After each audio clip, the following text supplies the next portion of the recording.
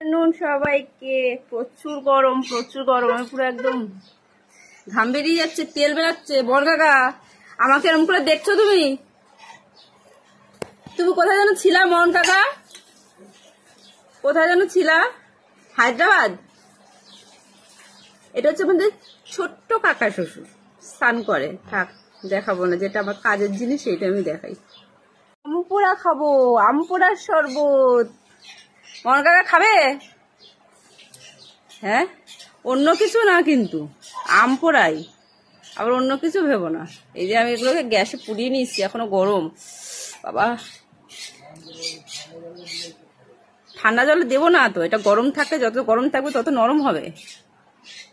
তুমি যে কি রান্না করো তুমি জানো। মন কাকা স্নান করে, তোমাকে আমি টুক করে গাছের ফাঁকা দিয়ে দেখিয়ে দিলাম, ঠিক আছে?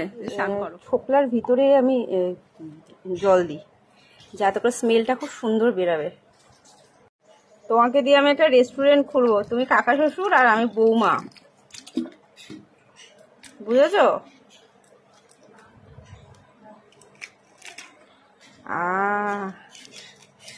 সেই লেভেল। এই গ্যাস কমিয়ে কমিয়ে আম পোড়া করতে হয়, নাহলে আম পুড়ে যায়। এই জন্য গ্যাস, আমার ছেলে বলে এটা পাকা আম, এটা গ্যাস পুড়িয়ে পুড়িয়ে করেছি তাই। এখান থেকে রোদ আসছে, সেই কালারটা সেই লাগছে। আবার গরম, সব বার করবো আমের ভিতর দিয়ে। সব যত রাগ আছে, ঝাল আছে, যার যার উপরে সব এভাবে চটকিয়ে।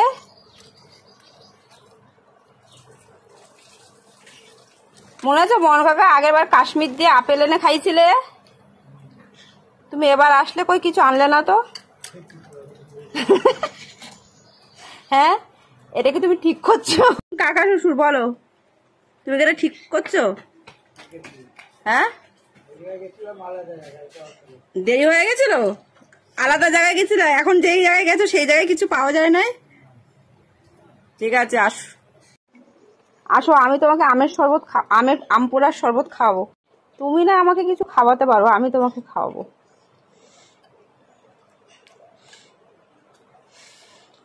এগুলোকে সব পরিষ্কার করতে হবে।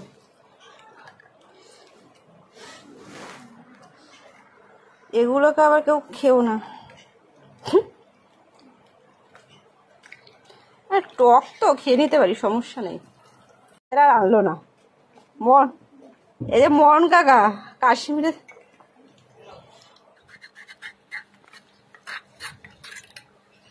আমের ভিতরে না এগুলো থাকলে বেশি টেস্ট হয়। দিয়ে দেবো,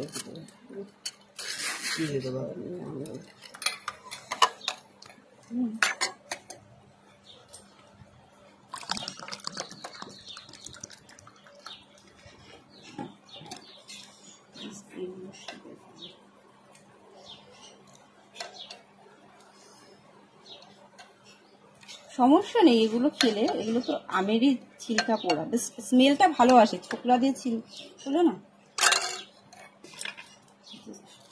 এটা এমনি সাদা নুন অল্প দেবো, বিট নুনটা দেবো। নুনটা লাগতে পারে, বিট নুনটা দিন। বিট নুন না দিলে আম পোড়ার কোনো স্মেলই সেইভাবে আসবে না। আন্দাজে একটু দিই, আরেকটু জল দেবো।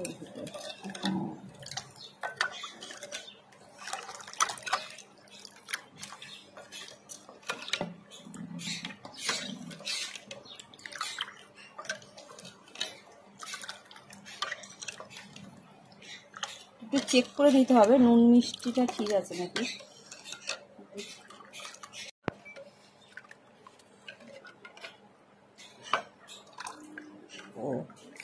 ওর আবার আম লাগবে। হ্যাঁ,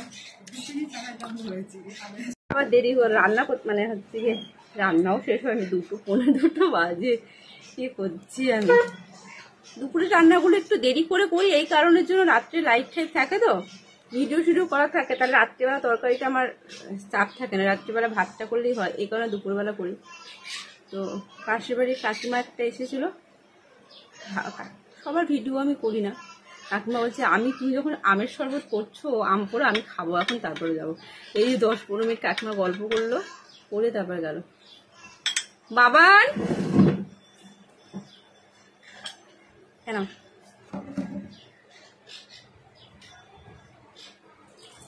কেমন হয়েছে? নুন মিষ্টি কি হয়েছে? এই দে দে দে দে দে, এই দে দে, এই দে দে দে দে দে, আরে দে না, তোর খাইতে হবে না, দে, আরে দে। কই গেল? দেখতে পাচ্ছি না অন্ধকারের মধ্যে। এই দে, এই দে দে। চুল কেটেছে দেখেছো? দেখো, এই দে দে দে দে দে দে। হ্যাঁ হ্যাঁ, দাঁত বার করছিস কেন? দাঁত বার করছিস কেন? যাই, সবাই গরমের ভিতরে এইভাবে আম পোড়ার শরবত করে খাবে, ঠিক আছে? তার জন্য তোমাদের কাছে শেয়ার করলাম। আসি আজকে।